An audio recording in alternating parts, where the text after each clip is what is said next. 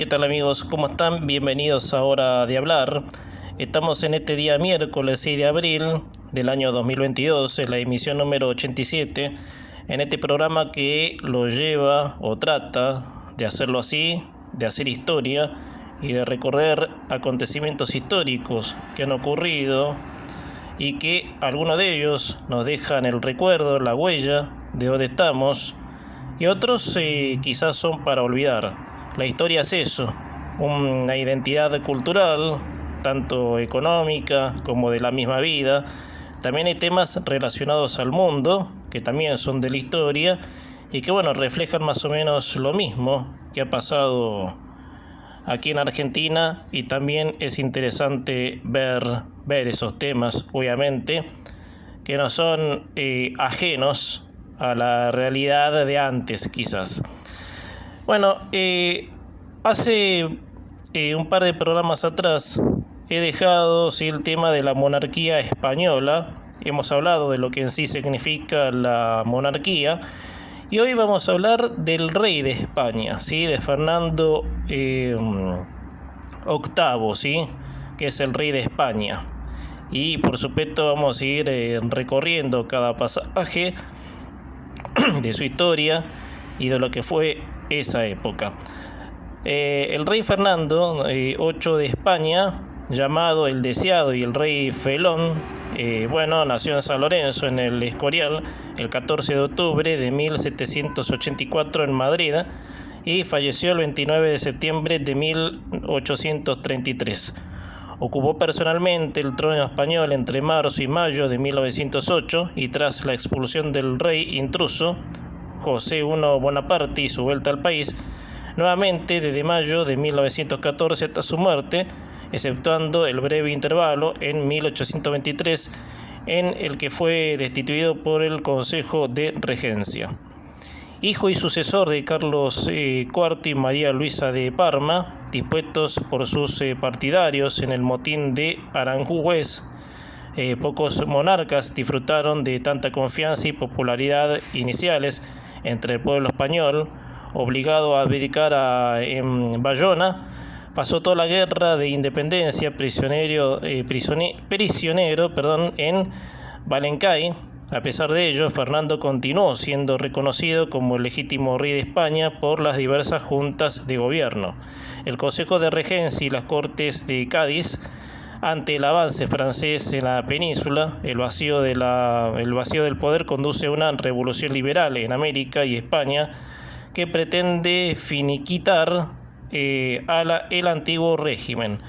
El rey es despojado de soberanía, que se disputa entre las Cortes de Cádiz y las Juntas Américas en un conflicto de alcance continental.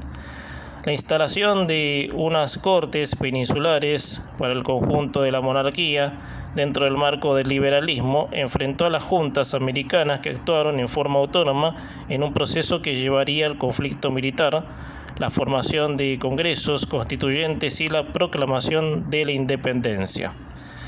Tras la derrota de los ejércitos napoleónicos y la expulsión de José I Bonaparte, Napoleón le devolvió el trono de España con el Tratado de Valencay. El 13 de mayo de 1914 decide volver a España y al trono. Entró en España el 22 de marzo de 1814 por Gerona, y tras pasar por Zaragoza se dirigió a Valencia, entrando en Madrid el 13 de mayo de 1914. Pronto el Deseado se reveló como un soberano absolutista y en particular como uno de los que menos satisfacieron los deseos de sus súbditos, que lo consideraban una persona sin escrúpulos, vengativa y traicionera, rodeado de una camilla de aduladores. Su política se orientó en buena medida hacia su propia supervivencia.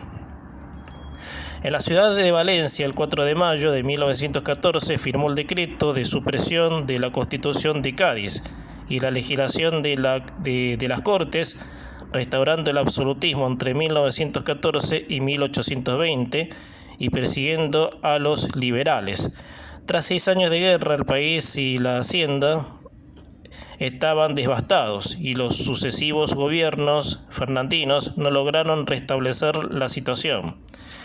En 1820 un pronunciamiento militar dio inicio al llamado Trineo Liberal, durante el cual se restablecieron la Constitución y los decretos de Cádiz, produciéndose una nueva desamortización a medida que los liberales moderados eran desplazados por los exaltados. El rey, que aparentaba acatar el régimen constitucional, conspiraba para restablecer el absolutismo, lo que se logró tras la intervención de los 100.000 hijos de San Luis en 1823. La última frase de su reinado, la llamada década ominosa, se caracterizó por una feroz represión de los exaltados, acompañada de una política absolutista moderna o incluso liberal doctrinaria que provocó un profundo descontento en los círculos absolutistas que formaron partido en torno al hermano del rey, el infante Carlos María Isidro. A ellos se unió el problema sucesorio, sentando las bases de la Primera Guerra Carlista, que estallaría con la muerte de Fernando y el ascenso al trono de su hija Isabel II, no reconocida como heredera por el infante Carlos. Bueno, hay un texto, sí, que es en las palabras de un reciente biógrafo de Rafael Sánchez Mantero, que lo voy a leer, que es interesante, y dice: si en algo se caracteriza la imagen que Fernando VIII ha dejado a la posterioridad, es en el unánime juicio negativo que ha merecido a los historiadores de ayer y de hoy que han estudiado su reinado. Resulta lógico entender que la historiografía liberal fuese inmisericorde con aquel que intentó acabar con los principios y leyes triunfantes en las cortes gaditanas. La historiografía sobre Fernando ha ido evolucionando de tal manera que los estudios recientes han abandonado las diatribas decimonónicas para presentar un panorama más equilibrado. La historia reciente considera a Fernando VIII simplemente como un rey con muy escasa capacidad para enfrentarse a los tiempos en los que le tocó reinar. Con todo, resulta difícil encontrar algún estudio, ya sea del pasado o del presente, en el que la figura de este monarca genere la más mínima simpatía o atractivo. Sin duda ha sido el monarca que peor trato ha recibido por parte de la historiografía en toda la historia de España. Bueno, según su más reciente biógrafo, ¿sí? Emilio Laparra López, hay también otro carta de la época, por supuesto, y dice: desde 1914 hasta su muerte, salvo el intervalo constitucional de 1820-1823, su política consistió en el control personal del poder, valiéndose de la represión de toda disidencia y de unos servidores cuya única pauta de comportamiento fue la fidelidad ciega a su señor. Fernando VIII gobernó a su manera, como un déspota, escuchando los consejos que en cada ocasión le convenían, sin ajustarse a ningún precedente específico y como nadie lo haría después que él. Bueno, vamos a ir un poco a la historia, ¿sí? En lo que era la infancia y educación y familia, por supuesto. Esta es la biografía, ¿sí?, de Fernando de Borbón, que vino al mundo en la vida de su abuelo Carlos III, el 14 de octubre de 1784, en el Palacio de El Escorial. Fue bautizado por Antonio Saint-Manet y Cartella con los nombres de Fernando María, Francisco de Paula, Domingo, Vicente Ferrer, Antonio, Joseph, Joachim, Pascual, Diego, Juan Nepomuceno, Genaro Francisco, Francisco Xavier, Rafael Miguel, Gabriel Calixto, Cayetano Fausto, Luis Ramón, Gregorio, Lorenzo y Jerónimo. Fue el noveno de los 14 hijos que tuvieron el príncipe Carlos, futuro Carlos IV y María Luisa de Parma. De sus 3 hermanos, 8 murieron antes de 1800. Se convirtió en el príncipe de Asturias al cumplir el primer mes, pues en esa fecha murió su hermano mayor Carlos, de solo 14 meses de edad. El propio Fernando sufrió una grave enfermedad a los 3 años de edad y tuvo durante toda su vida una salud delicada. De niño era retraído y callado, con cierta tendencia a la crueldad. Tras la subida al trono de su padre en 1788, Fernando fue jurado como heredero a la corona por las Cortes en un acto celebrado en el monasterio de San Jerónimo en Madrid el 23 de septiembre de 1789. El preceptor inicial del príncipe fue el padre Felipe Sio, religioso de la Orden de San José de Calansanz, hombre culto e inteligente que ya era preceptor de las infantas. Con fama de gran pedagogo, enseñó al príncipe a leer y a escribir y la gramática latina.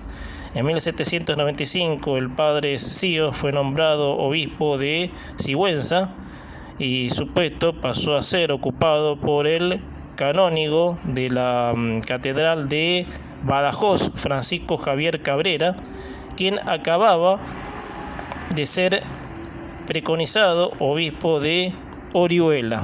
El plan de educación del príncipe que Cabrera presentó al rey incluía la profundización en el latín y el estudio de las demás lenguas vivas que fueran del real agrado, así como de la historia de España, la geografía y la cronología, pero lo fundamental sería la educación en materia de religión, tan necesaria para el gobierno de los estados y su subsistencia, ya que todo el poder del príncipe sobre sus súbditos viene de Dios, y que le ha dado esta potestad para que les prepare en la tierra la felicidad temporal, como medio de la que se espera eterna.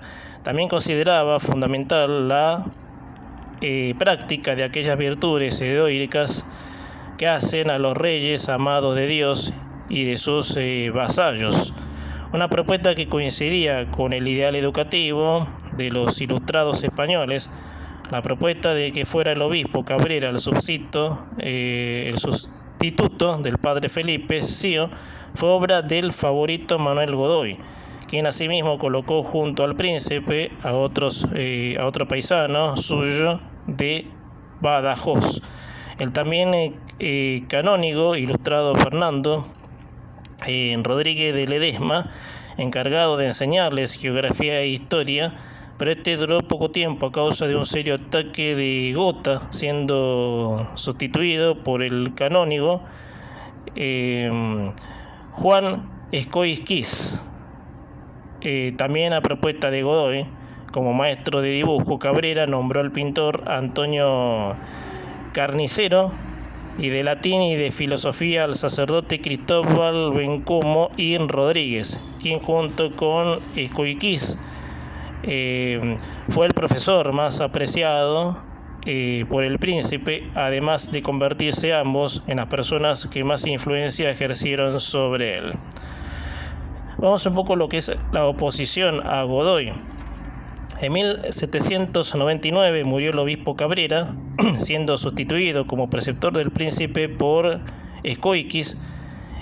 Junto con el nuevo ayo del cuarto de Fernando, el duque de San Carlos, que había sustituido el año anterior al primer ayo del príncipe, el marqués de Santa Cruz, se ocuparon de indisponer a Fernando con el favorito Godoy, que acababa de perder el poder, aunque 2 años más tarde lo recuperaría.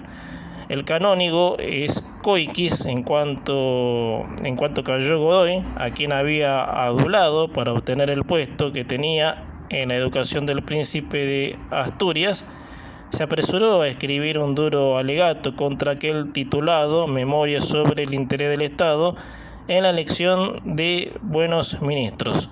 Uno de los falsos argumentos que utilizó Escóiquiz fue denigrar a Godoy fue que tras su matrimonio con María Teresa de Bordón y Villabriga, sobrina del rey, aspiraba a ocupar el trono tras la muerte de Carlos IV. Sin embargo, poco después, tanto Escóiquiz como el duque de San Carlos fueron destituidos de sus cargos de maestro del príncipe y de ayo de su cuarto, respectivamente, por orden del rey Carlos IV.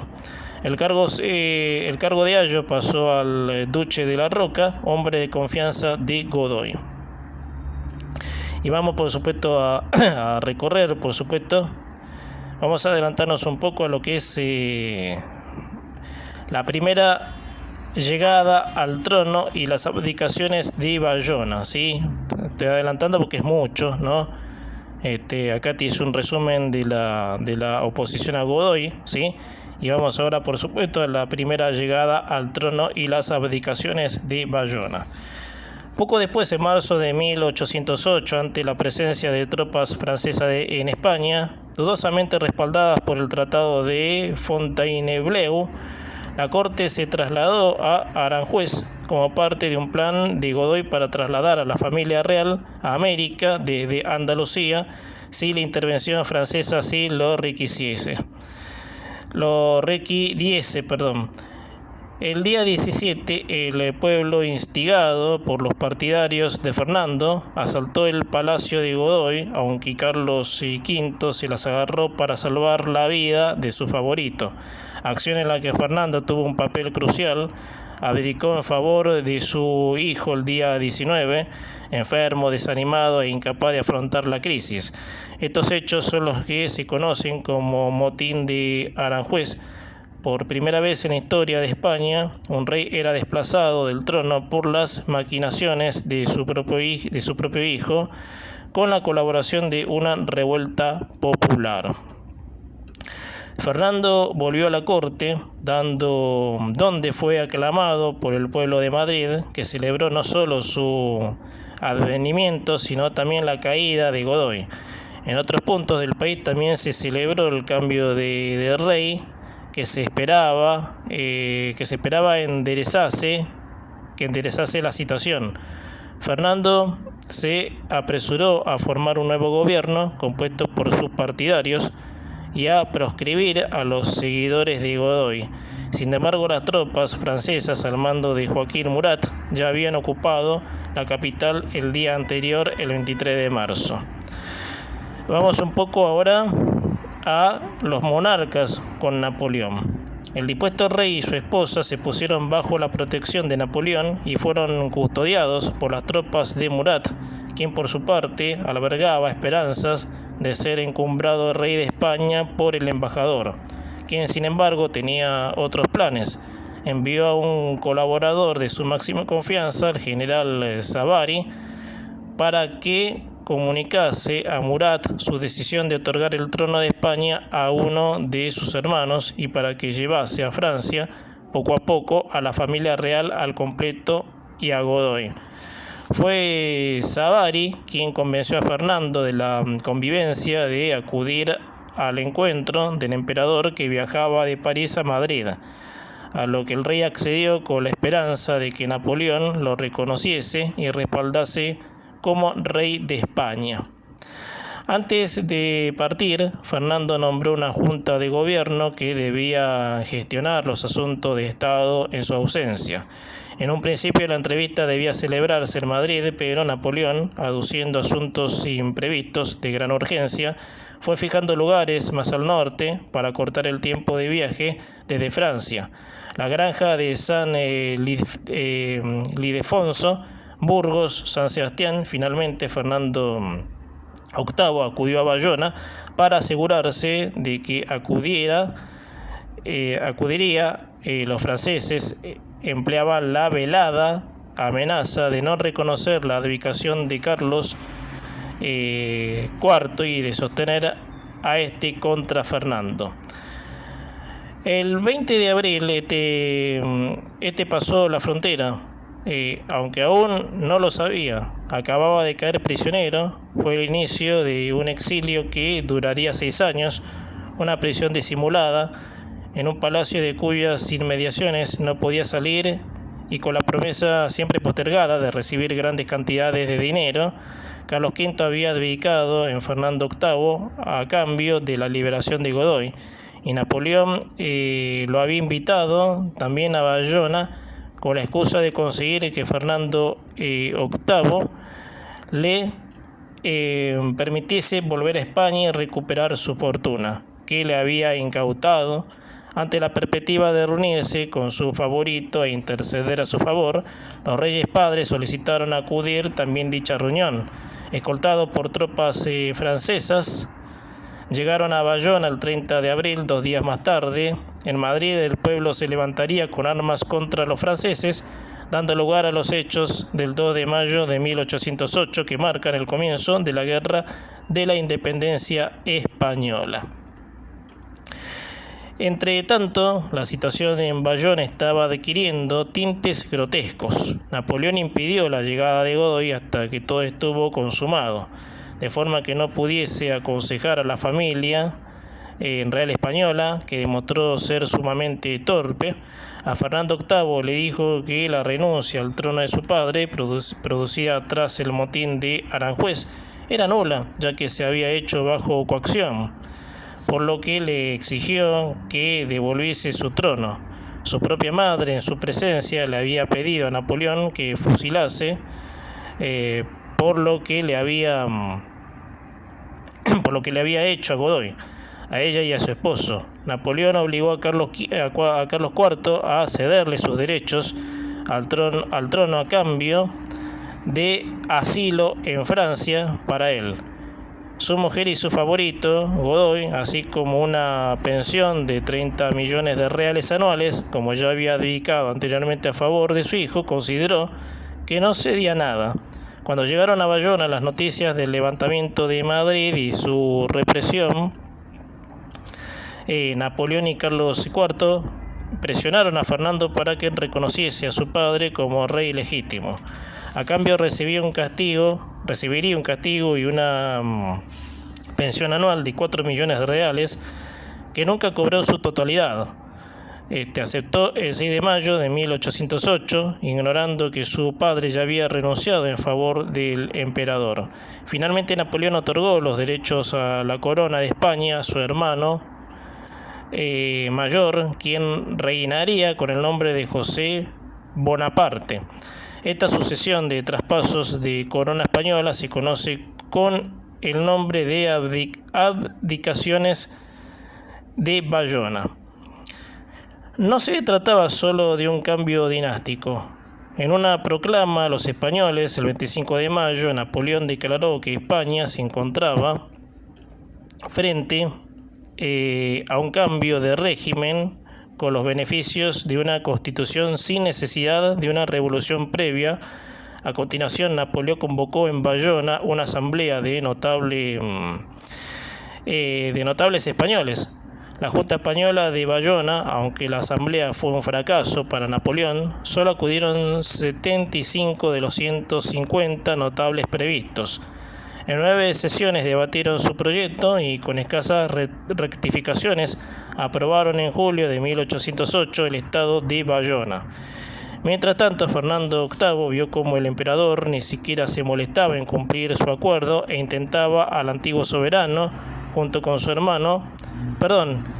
internaba al antiguo soberano junto con su hermano Carlos María Isidro y de su tío Antonio Pascual en el castillo de Valencay, propiedad de Charles Maurice de Talleyrand, príncipe de Benevento, antiguo obispo, entonces ministro de Asuntos Exteriores de Napoleón, con el que tramó el golpe de Estado que lo llevó al poder.